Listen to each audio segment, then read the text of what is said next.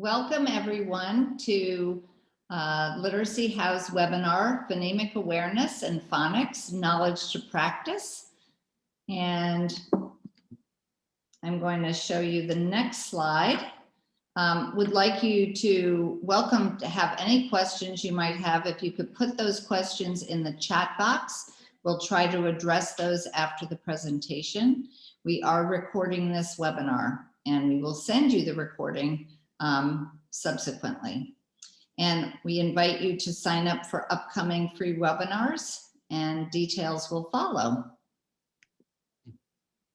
So Phonemic Awareness and Phonics, Knowledge to Practice. This is one of our professional learning series books that we're going to talk about this evening. And I'd like to just introduce myself, Margie Gillis. I'm the founder and president of Literacyhow. And I'll tell you a little bit more about Literacyhow in a moment.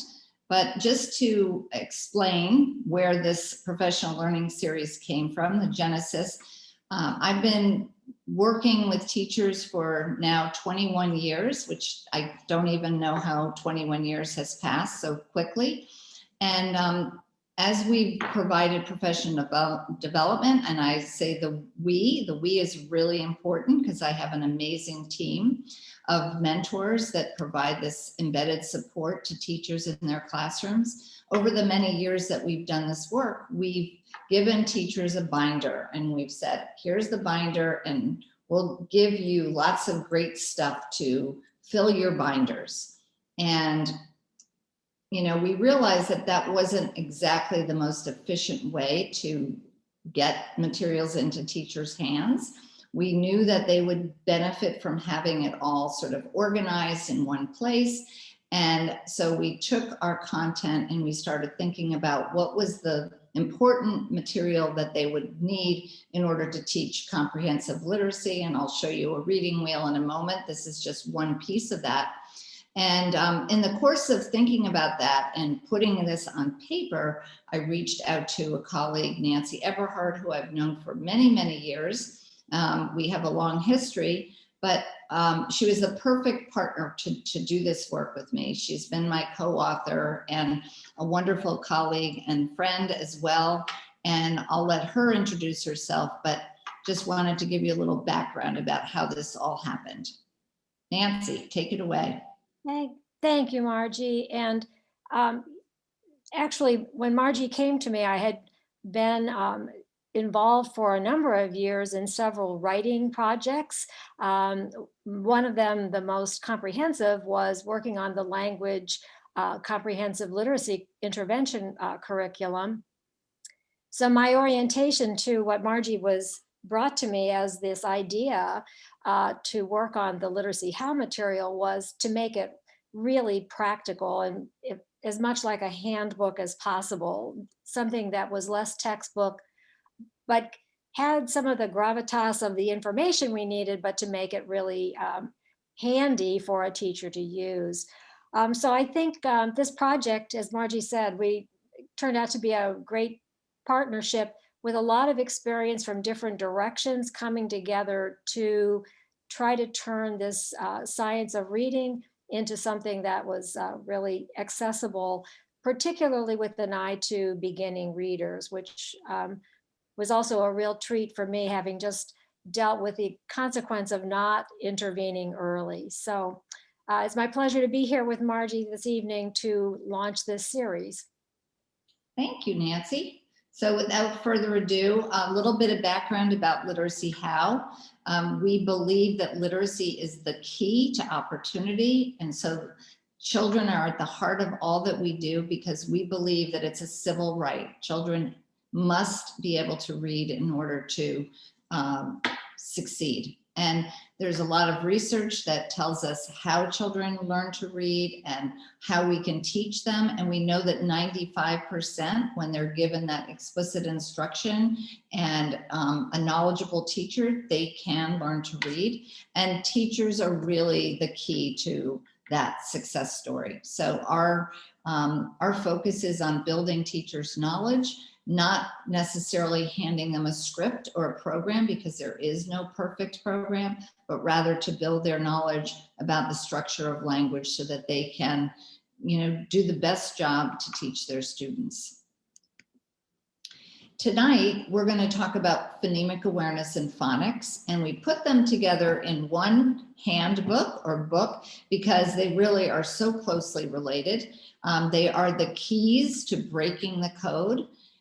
Tonight, we're going to cover three things: the importance of explicit systematic instruction in both PA, phonemic awareness and phonics, an in-depth look at some of our favorite Literacyhow activities for both PA and phonics instruction. And then we're going to talk about the role of text, because when we talk about teaching phonics, the text matters greatly. So both code emphasis and authentic text, how do we use that most effectively in the early stages of learning to read? And I said I was going to show you the Literacyhow reading wheel, which really captures the complexity of reading, how many aspects that we have to pay attention to get the job done. And as I said this afternoon, depending on what time zone you're in, or this evening, we're going to cover a little bit about phonemic awareness and phonics. Phonics and spelling are in the same section of the reading wheel, and you'll find out why in a few moments. But before we get into the nitty-gritty, I want to just review a couple of important theoretical models. Many of you are familiar with these, but in case you're not, I want to just show you something that I think we base all of our work on. One is called the simple view of reading. It's not simple really in the sense that nothing about reading is simple, and yet we can look at reading comprehension as the product of two very disparate things, but they're highly correlated. One is listening comprehension and the other is decoding. And this comes from Goff and Tumner's work, 1986. So this view has been around for very many years and has been replicated through converging evidence and research. Another view of reading that many of you are familiar with is Hollis Scarborough's rope. And we love both of these models, but tonight we're going to share a different model, something we call the expanded view of reading. And if you look closely at this house, you'll notice that there are a lot of things that are similar to Hollis Scarborough's rope. You're going to see some of the same elements. They're configured differently. You might think about the east wing over here, the west wing and the east wing, right? Maybe two sections of the house, but they're divided. This house is divided into two sections based on that simple view that I just talked about. And but what this expanded view that was developed by Hogan, Bridges, Justice, and Kane back in 2011, what it didn't include, and what Nancy and I felt compelled to add to this expanded view of reading, or too expanded, I should say, was the role that background knowledge plays in reading. And many of you have heard of Natalie Wexler's work on the importance of knowledge and the knowledge gap that exists. And so we've added it here. It's sort of like the foundation, the basement maybe, but we want to think about how background knowledge contributes to reading comprehension. And in order to be good at reading comprehension, you have to have background knowledge about what you're reading about. But we can also look at this as bidirectional, because as you read, and the more you read, the more you build your background knowledge. So it's very important to think about the role that background knowledge plays in reading. And you can see that we've highlighted the west wing of the house here, where we're talking tonight about word reading, word recognition, decoding. We can think about it in many different, ways. And within or underneath the second floor of word reading, we have sight word reading, decoding, and fluent reading of decodable text. And we're going to talk more about those elements as we go through this presentation. But before we do, again, just a little bit of background knowledge. It's really, really important that we emphasize that we use proper terminology when we talk about phonemic awareness and phonics. And because both of those terms start with the PH, we've noticed that many teachers confuse those two, and they almost conflate the two terms, and what they're maybe not understanding is how distinctly different they are. So when we talk about phonological awareness, we're thinking about the ability to manipulate oral language at a higher level, at a sort of larger grain size, that is the word, the rhyme, the syllable. Example of this would be clapping to identify syllables in a word like rhinoceros, right? That's phonological awareness or phonological sensitivity, some people refer to it. Now, within that big idea of phonological awareness, we also have a subset called phonemic awareness, which is the ability to focus on and manipulate the sounds in words, those phonemes. So it's important to distinguish between the two. And an example we'll show you later is moving a token or a chip to segment the sounds in the word hat. And then you have phonics. Now, while phonics and phonemic and phonological awareness share that PH, that right? There's a big difference between phonological / phonemic awareness and phonics. And that is, we bring letters into the mix when we talk about phonics. So defining phonics as the ability to link those spoken sounds that we just talked about to the letter or letter combinations that represent them. An example of this is knowing that this sound is representing, sorry, I can't see my slide all the way, that H, or sorry, the H sound is represented by H and the Ch sound is represented by the CH or TCH.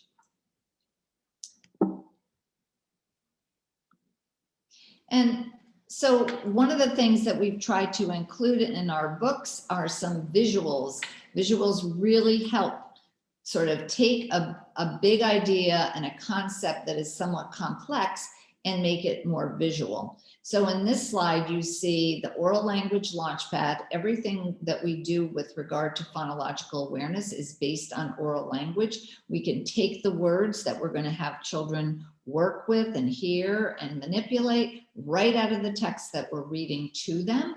And you can see that there are 3 levels of phonological awareness, beginning with the word, rhyme, and syllable level, progressing to awareness of individual sounds and onset rhyme, up to level 1, where we're isolating the initial, then the final, then the medial sound, all the way up to the top of the rocket, which is the capsule that launches students into successful reading. That is having full phonemic awareness, being able to segment, blend, and manipulate the sounds in words. So on that happy note, I'm going to turn it over to Nancy.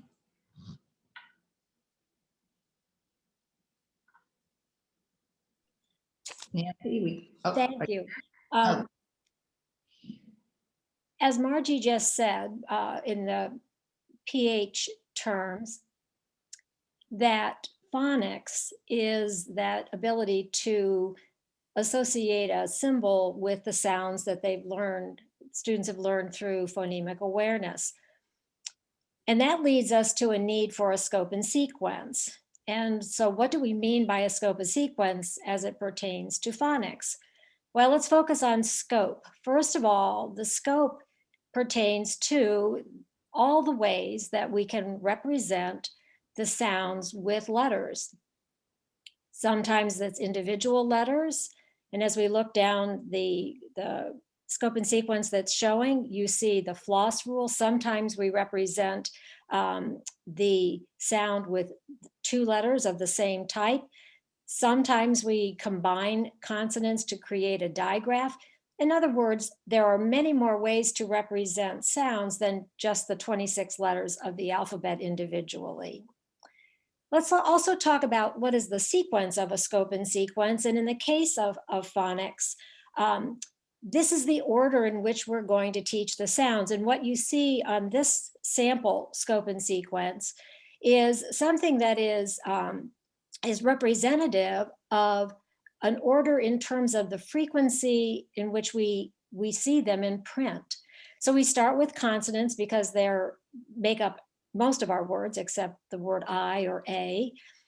We then move to short vowels because those are part of the most common syllable, closed syllable, and so on. And as we go on to the next page of the scope and sequence, what we see is that as we move through that progression, we get to those combinations of letters that are less and less frequent in our language. And so one way of organizing a scope and sequence is to do it based on the frequency with which it appears in our English language, in our written language. So let's ask another question on the next slide, and that is, why does a scope and sequence matter? And there are a couple reasons we want to emphasize this evening. First of all, one of the reasons it matters is it matters to both teachers and to students. This example, which my colleague Joanna Lane and I included in our book, RTI, The Forgotten Tier, was trying to speak to the importance when we think about what contributes to children getting into trouble in learning to read. We found that one of the reasons was that if first grade teachers in a school at the same grade level, for example, all teach with their own scope and sequence, what happens as those students move on to grade 2 is that they don't stay as a cohort moving from one teacher to the next frequently, but they get rearranged and recombined. Therefore, if every teacher is teaching their own scope and sequence, the consequence is it's harder for the second teacher, the next teacher in sequence, and it's also harder for the students because they're getting different parts of that content depending on which teacher they have. We're making the case here that it isn't as important which scope and sequence it is, but that perhaps a school, grade level then school, would make a decision to all use the same one so that students and teachers have the benefit of that continuity of learning. Another reason, as Margie said earlier, that we want to talk about scope and sequence is that we want to connect the importance of what we're teaching with the text in mind. So one of the aspects of this scope and sequence is trying to establish what is a code to text match, which most directly relates to, is the foundation, I should say, for decodable text. When we talk about decodable text, what we're talking about is text that matches the code specifically. No new sounds, no unexpected sounds, symbol associations appear. They follow that explicit scope and sequence, and most of the words in the book will be, or in the text, will follow that scope and sequence. So the code to text match is one part of this, but the other part, which sometimes gets lost, is that there has to be a lesson to text match, which means that the code that is in the text has to have been taught. And therefore, what we want to stress is that the decodable text maps on to what has been taught because we're following that scope and sequence from which the text is designed or is written. Each lesson or each text provides many opportunities to practice what we've taught of the code. And by doing that, we provide the opportunity for students to gain accuracy, automaticity. In essence, we're helping them get to that point where they're recognizing words on sight, which is the goal of what we want for all of the reading. And reading connected text, of course, builds fluency. So let's take a look at a couple of examples of what this means.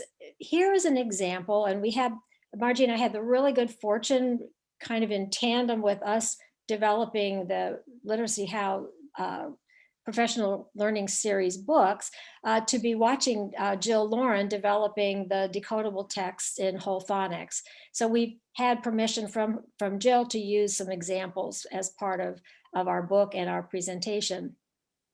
But one example here is an explicit code to text match. That's what decodable text is. So in that little box with these particular sounds, short A and then the consonants listed, Jill wrote the book on the text Zach's pal. And every word, except for a couple of high frequency words like is, the word is and the words is and the students will be able to figure the words out by sounding them out and blending them because they have the code they need. That's a perfect code to text match. The next slide is an example of the last book in level 1 of the series. And that now, as you can see, they have all of the short vowel sounds and all of the consonants. They still have those. And you can see that the quality of the text, the variety of the words has increased. In contrast, we wanted to show an example of a kindergarten text from ReadWorks. That's the next slide. And in this case, what we want to just do, and this is more of an observation, not a criticism, but it is a sign of why some children will have trouble with what is ostensibly presented as kindergarten level, is look at how much code the student needs to know to read that simple passage about cats need care. They need the short vowels. They also need a number of long vowel sounds. They need consonant blends. They need consonant digraphs. In other words, it's a lot of code. And if the students haven't been taught all of that code, it's unlikely they're going to be as successful reading this passage. That said, and in defense of this as a ReadWorks kindergarten passage, it's why when we look at something like this, this text is perfectly wonderful for kindergarten, but more as a listening level text than as a text the student's going to read themselves. Then recently a question came up, and I think it was such a wonderful question, we wanted to incorporate it a little bit, and that is, what about all of the leveled readers that I may have in my room, in my classroom? Can I use them? And our answer to that would be maybe. And part of the reason for the maybe answer is it has to do with that lesson to text match. And so, for example, this is considered a kindergarten example of a leveled reader. If students have gotten through a scope and sequence that covers short I, short U, some of the consonants, they're going to be able to read a lot of the words in this passage. But it also means if you haven't taught as a teacher the long vowel that makes the word wakes have a long A, if we haven't taught the double O as in looking, then perhaps those words would need the teacher's support, that we wouldn't expect the students to figure that out. We'd simply tell them that word when they get to it. So we think about the leveled readers as being potentially a bridge between the purely code-based text of a decodable text and the uncontrolled, as in it wasn't designed to follow a scope and sequence of decodability in the authentic text, that the leveled readers, with careful analysis against the scope and sequence that you're using, might have the possibility of being appropriate for learning to break the code. The next slide is another example. This is an informational text example. And again, if the students have learned short A, they can read a fair number of these words, but there are some words that might not be decodable based on the content, the phonemic content that they have been taught. So with that, let's go on to the next slide. And we're back to you, Margie. Thank you. So I think it's important, as Nancy has captured, a lot of what we're hoping teachers will learn to be able to do to get this very important work done, to teach their students how to decode words, crack the code, and become accurate and automatic in their reading. Teachers need to know a lot, and they then need to know how to transfer what they're learning to teaching, right? So this slide shows that there are those key terms that we talked about a few minutes ago. They need to know what those terms are. They need to know the differences between and among those terms. They need to know the consonant sounds, and they need to be able to teach those. So what does that mean? They need to know how to articulate those sounds properly. Likewise, they need to know what the vowel sounds are. There happen to be 5 vowels, but there are actually 18 vowels sounds associated with those. They need to be able to articulate all of those vowel sounds and be able to know when a child is struggling with the pronunciation and the processing of those sounds. And then they also need to know the developmental progression of phonological awareness, and really, for that matter, the phonics sequence that Nancy was just, alluding to and describing. And lastly, they need to know what the features of effective instruction are, both from a pedagogical standpoint and also what does it look like in the classroom. So to that end, we've highlighted important and effective instructional practices. We built this into all of the professional learning series, and this is definitely based on cognitive science and what we've learned about teaching these core principles. So number one, explicit instruction is extremely important, and that's very, very important when we're thinking about phonemic awareness and phonics. We also know that we have to emphasize making abstract concepts concrete. A lot of what we're talking about when we talk about phonemic awareness is very abstract, is very elusive. And so in order for children to be able to accomplish and master some of these skills, we have to make it as concrete as possible. We also know that automaticity matters greatly. So in order for students to be able to move from one step to the next step, they have to demonstrate that they're automatic in those easier tasks to get to the more complex tasks. Fourth, we also want to acknowledge all along the way this role that metacognition plays in acquiring these important skills. Because the development of metacognitive strategies, and that is being able to think about, right, what you're doing and what's happening inside your brain. In order to transfer your knowledge to skills, we know that that's important. And again, that's hard for us to do with young children. How do we actually make that happen? And there's lots of ways that we can do that. We also want to stress the nature of phonemic awareness and phonics in that they both rely on a cumulative sequence and mastering those steps before you move on to the next step. Again, Nancy spoke to that, and that's an important instructional practice in both phonemic awareness and phonics. And last but not least, we can never stress enough the importance of using data to guide instruction. Good news is we have some great instruments to use, some great assessment tools that I like to call quick and dirty. We don't want to spend an inordinate amount of time assessing kids, and I know a lot of teachers feel like all we do is assess, assess, assess. When do we get to teach? Actually, you can do a lot of these things informally, but you must have data to know where the students are to continue to move them forward through this process of acquiring these skills. Another important thing to think about, and this kind of goes along with some of the effective instructional practices, especially the use of data, is understanding that reading is acquired through a period of stages or phases. Jean Chall was probably one of the first researchers to talk about these stages of reading development back in 1983. And Dr. Chall identified actually 6 stages. You'll only see 3 of them here because, as Nancy said earlier, we're really focused primarily on students who are in those first 3 stages of acquiring these foundational skills.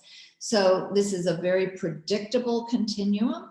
And what's important to think about here is that it doesn't matter if the child is 3 or 13.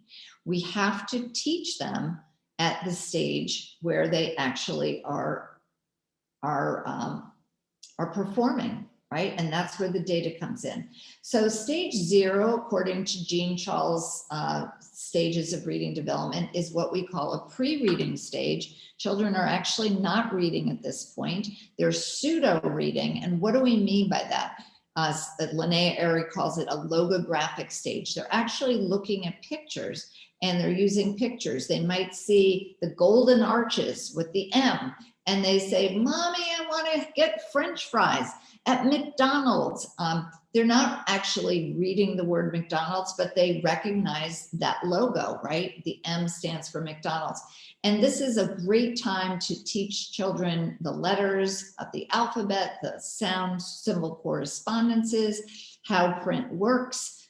We're getting them ready for stage 1, where we're going to introduce them to the decoding that we were talking about earlier. So we call this the initial reading or decoding stage, where children are glued to print, as Jean Chall said. They have the alphabetic insight, and at this point, it's our job as teachers to ensure that they can decode so that every word is a sight word. Once they get to that point where they're reading accurately and automatically, we can get them to stage 2, what Jean Chall called confirmation and fluency. And at that point, we can actually give them, we can move away from decodable text and give them authentic text to read and build comprehension, vocabulary, and all that great stuff that we know is really important about reading.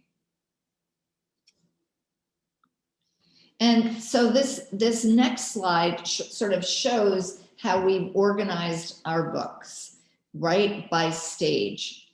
And so if you look at this table, we have stage 0, 1, and 2. The activities in the PA, the Phonemic Phonological Awareness domain, include activities at stage 0 and 1. Why not at stage 2? Well, we know that students have to go through these stages and through that hierarchy of phonological awareness in order to be good at decoding and encoding. They don't need this anymore at stage 2. They're reading the authentic text. They're ready to rock and roll. They're ready to really work more on those fluency skills.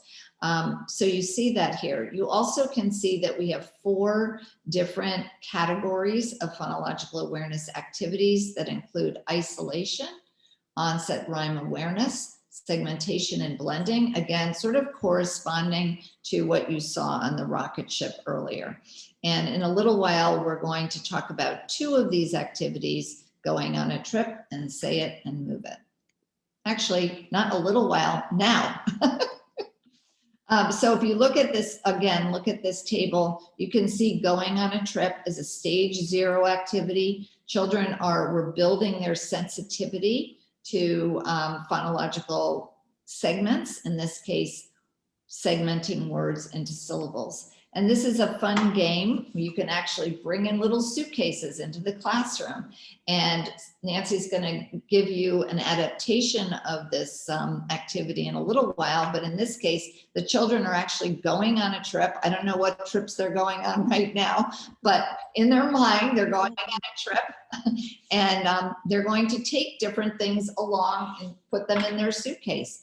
And how they do this is they pick something out of a bag, and they have 3 suitcases. Each suitcase is marked with either 1 dot, 2 dots, or 3 dots, corresponding to the number of syllables in the words.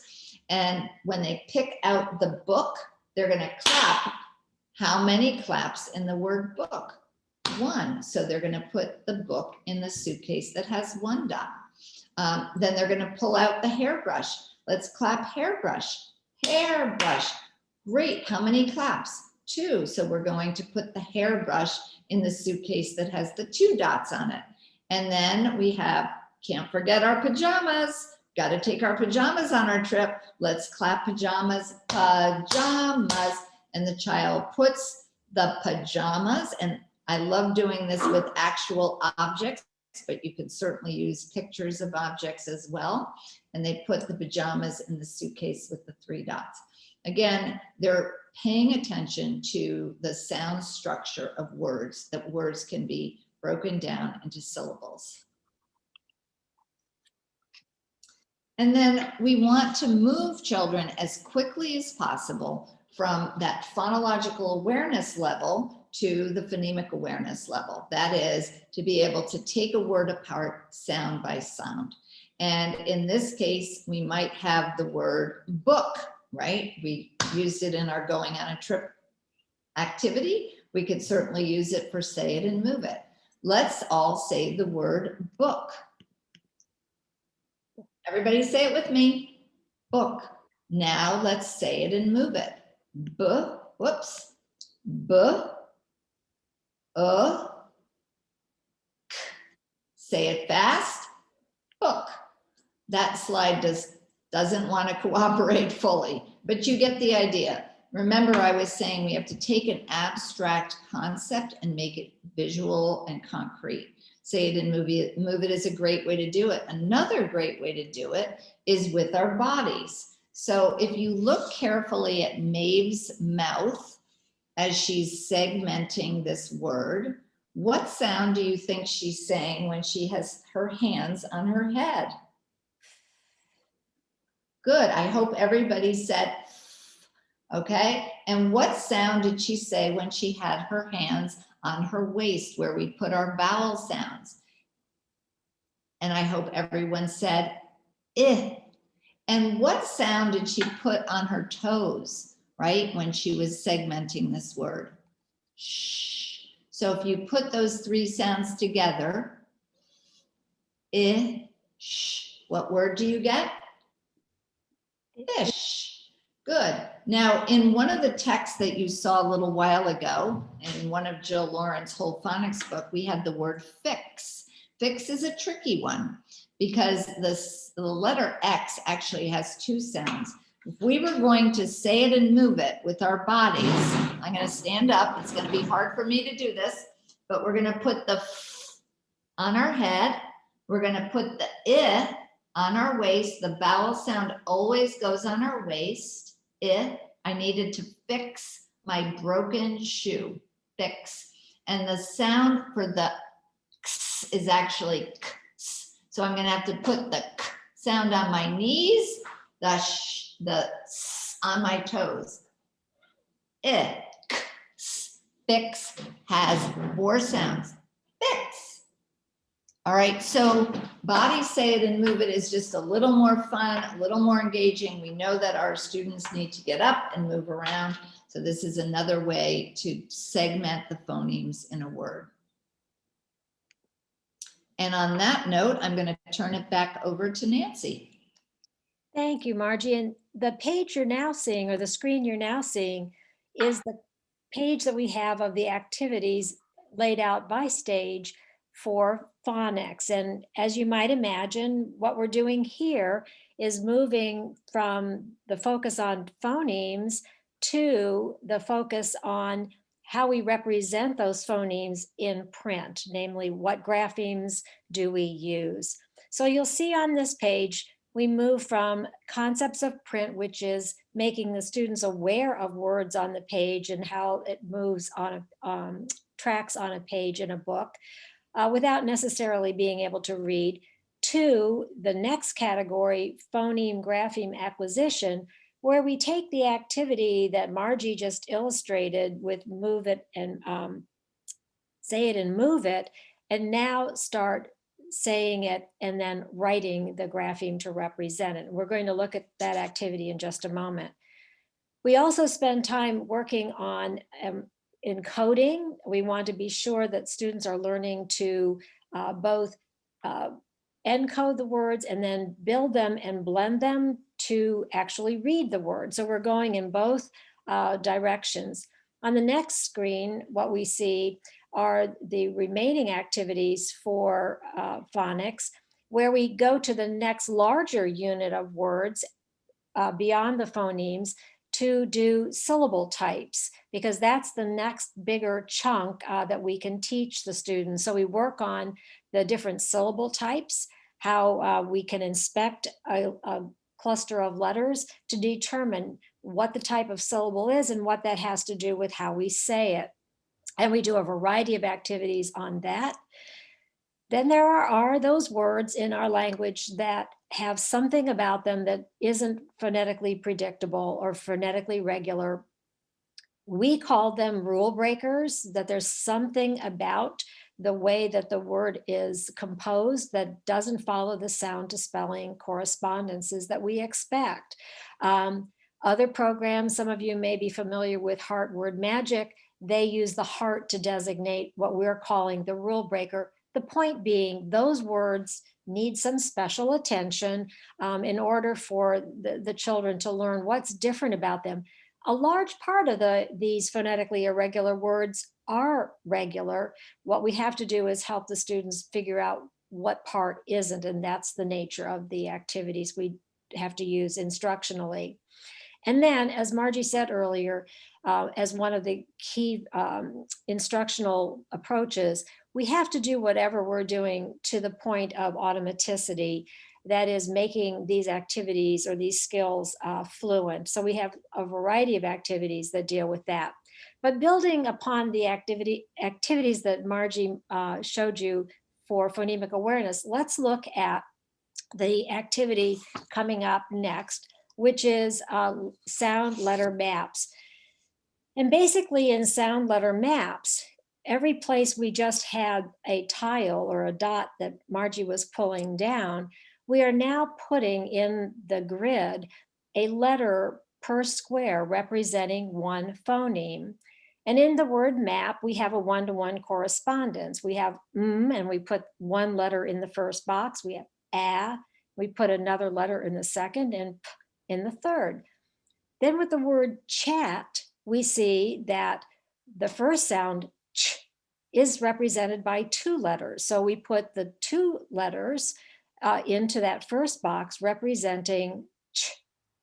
In contrast, with the word clap, which is a blend, we hear each of those sounds in the CL blend. So each of those letters gets its own square, or each of those sounds, I should say, gets its own square with a letter. We can also represent orthographic patterns like the long A that is signaled by a silent E or a magic E. So in the word grape, we really only hear three sounds, g, r, ape. But if we didn't have that little E there, we would end up saying that as grap. So we have to have a signal back to know that that previous vowel is going to be long. Similarly, with the A in rain, in this case, the A is represented by AI, and in the word cart with an R-controlled vowel, the R is represented with the AR, which gets its own box.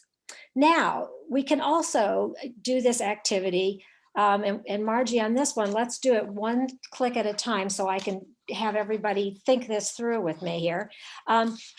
We can build our own mapping activities using vocabulary or words from our reading material. So this gives us another dose of practice on those decodable words.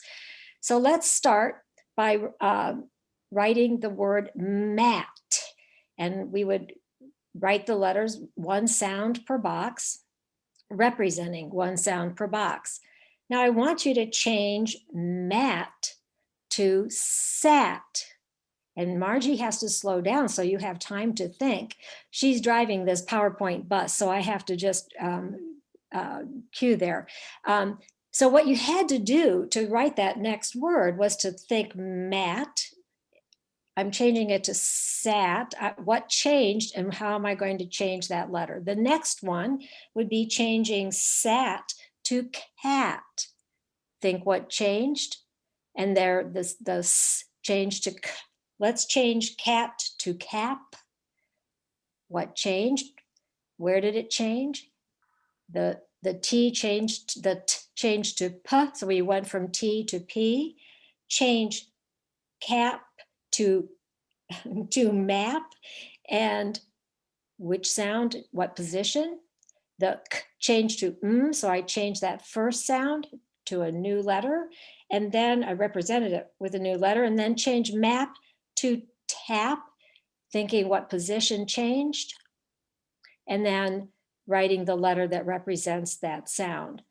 Once the students have filled in the grid, they can then write the words saying the names of the letters as they write them to further reinforce it, which we'll see on the next click. And so we can combine that phonemic work with this mapping, phoneme grapheme mapping on this grid. The next example is from Jen's Web. We're not going to go through this, but as we have more vowel sounds and other ways of representing the consonants like the double L, we can do the same kind of chaining activity or just simply say the word and have the students do this kind of phonemic analysis in order to then map it with the correct grapheme representation. And then the last, or the next slide, I think is you, Margie. Yep. Yeah, and if I may, just to reinforce a couple of things that Nancy talked about here, I think this sound letter mapping is a very, very powerful activity for a couple of reasons. As Nancy said, we're helping students go from sound, right, from speech to print. And that's really important, right? We've spent a lot of time, hopefully, building their phonemic awareness. Now we want to help them orthographically map those sounds that they've been working so diligently, manipulating, segmenting, blending, and now they have to represent. Now, this is a harder thing to do on some level because English has what we call a deep orthography. There's many ways to spell the long A sound. So we really have to give a lot of practice, especially to those students who struggle with this aspect of reading. I also love this activity because when the student writes the word in these lines here, we can actually also go back and have them practice reading those words. And some of our students are pretty good at mapping, but when you ask them to go back and read the words, it's like they've never seen them before, even though they went through and very, accurately were able to write the word, but building their accuracy and automaticity is another important aspect of this activity too. And now we'll just talk about one more activity, and that is something we call Syllable Inspectors. And I love this activity because the kids get into it, right? They have a lot of fun being inspectors, and we give them their own little magnifying glass. And we explain that words are made up of different patterns, and we're going to teach them all those patterns so they can read all the words that they come upon in their text. But again, very key part of phonics instruction is that scope and sequence that Nancy explained earlier, right?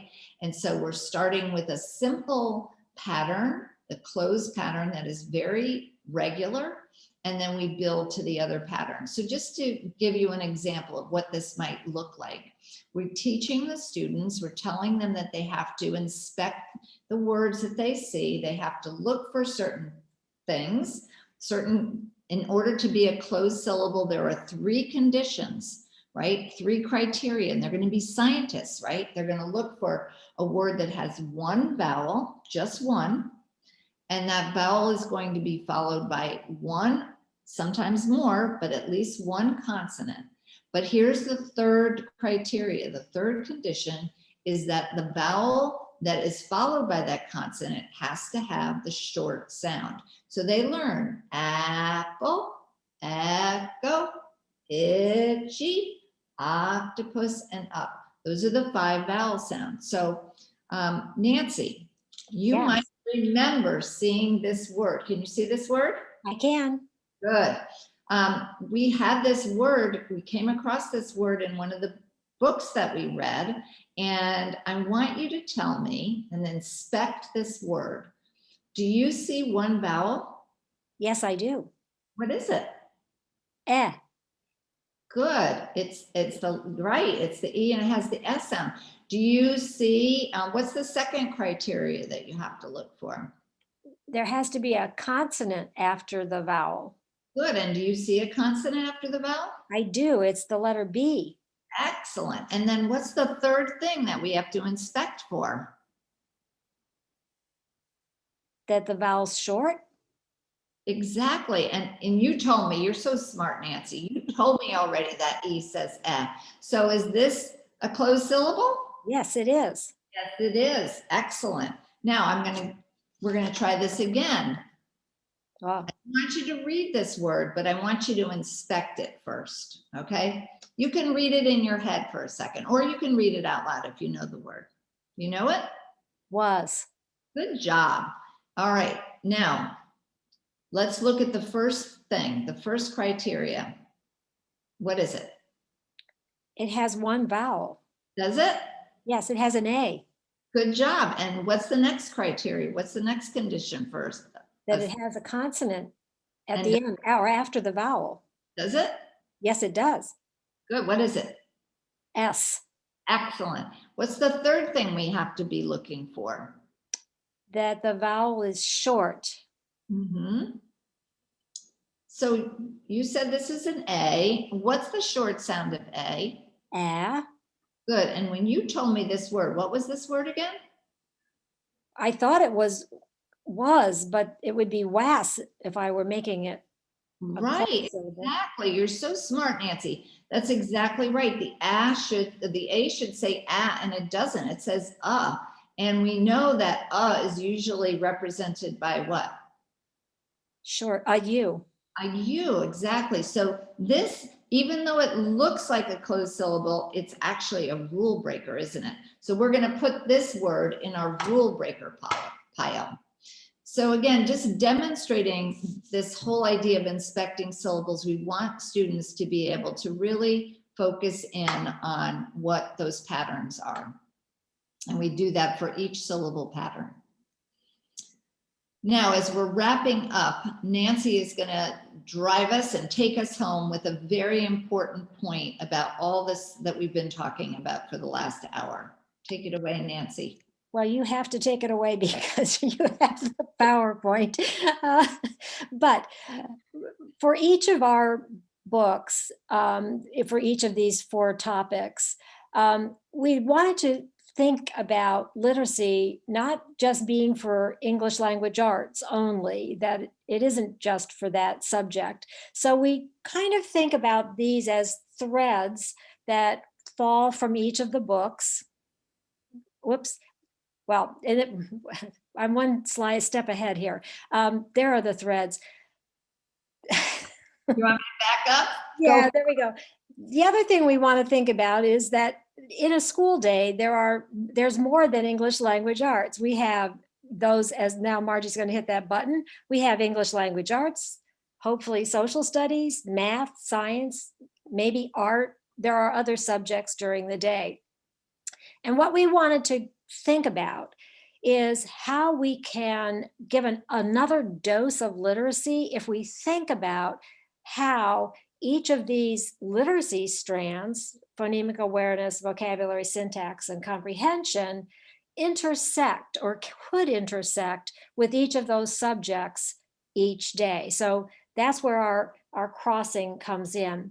Now, since we're talking tonight only about phonemic awareness and phonics, we're going to get rid of those other 3 threads, and let's talk about each of those intersections with phonemic awareness and phonics. For English language arts, that's what we've been talking about this evening, that if we are teaching the scope and sequence for phonics and we're applying it to the mapping activities as we were, and then reading decodable text, that would be the intersection, if you hit that next button, of English language arts and, something has gone crazy. There you go. English language arts and phonics. But Margie and I want to explore with you for a moment, what if we took an activity like going on a trip and applied that during social studies, even for a minute? For example, we could say, let's clap how many syllables in, if we're doing a unit on the community, are in the word community. Community. What about the word town? Like, I live in a town. Town, that would be one syllable, and so on. So if we took 1 minute and reinforced the syllables in the words in this content area, we would be giving the students another dose of literacy during social studies. We could do the same activity with math. For example, we could do how many syllables in number, and we could have the students clap number. Or we could do the word one, like ones, and we could clap 1 time, or the word 100, and we could clap 2 times. What we're doing is reinforcing not only the literacy skill, but we're being sure that the students are acquiring the vocabulary, the ability to say the words that are important to the subject area.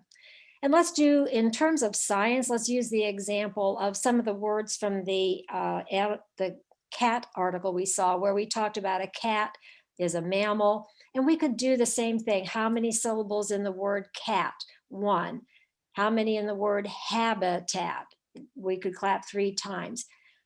We can also do some encoding with the children, and they don't have to be able to write the whole word habitat, but we could have them with a whiteboard write, what's the first sound you hear in habitat? Have them repeat the habitat, isolate that first sound, and write it down. And again, if we sprinkle this through the day, those very same activities we did during English language arts, what we are doing is giving the students another opportunity to practice. And there was a wonderful article recently in the American Educator by Sharon Vaughn and Jack Fletcher, where they were talking about the practice gap, that often it isn't that we've missed teaching things, but we haven't practiced it enough. And we're arguing, or making the suggestion more than arguing, that if we think of literacy across the day, we're doing 2 things. We're giving the students more practice, but we're also helping them apply the literacy to other subject areas, which is hugely important as they move up the grades. So with that, Margie's back to you. Thank you, Nancy. And as we're wrapping up and getting close to our 1 hour mark, we do love feedback. Please respond to the following question in the chat box if you feel so inclined.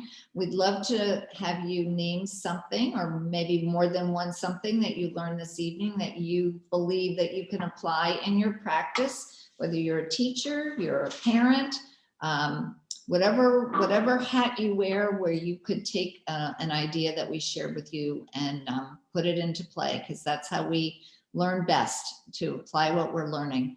And just want to thank you all. And I do believe we have time for a couple of questions, hopefully. So Kim, do you have any questions from the audience to share? Sure. Thank you, Margie, and thank you, Nancy, for this presentation this evening. We are closing up on our time, so I'm just going to ask one specific question that I think we can try to address quickly. And that is, how can teachers determine where to start with phonics instruction? Yeah, so I'll just jump in, because I believe that was number 6, if I recall correctly. It was the last item, but a very important item on our list of effective instructional practices. So in order to know where and how to target phonics instruction, which is best delivered in small differentiated groups, you really have to administer some type of diagnostic assessment. There's lots of them out there, and really it's to pinpoint, as we talked about the continuum and where kids are on that developmental continuum. Are they at stage 0? Are they at stage 1, stage 2? And even within those stages, we can even go deeper into the skills that they've mastered. If you think about that scope and sequence, which of those phoneme, grapheme correspondences have they mastered and which ones haven't? Which patterns can they recognize in reading? Which ones can they represent in their spelling, etc.? So it's complicated, quite honestly, but it's a great and very important question. I don't know if you have anything to add to that, Nancy. No, I think you hit it just perfectly. Thank you.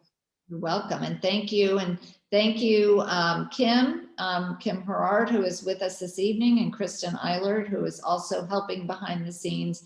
Thank you all, and thank you for all that have tuned in, and we look forward to seeing you again soon.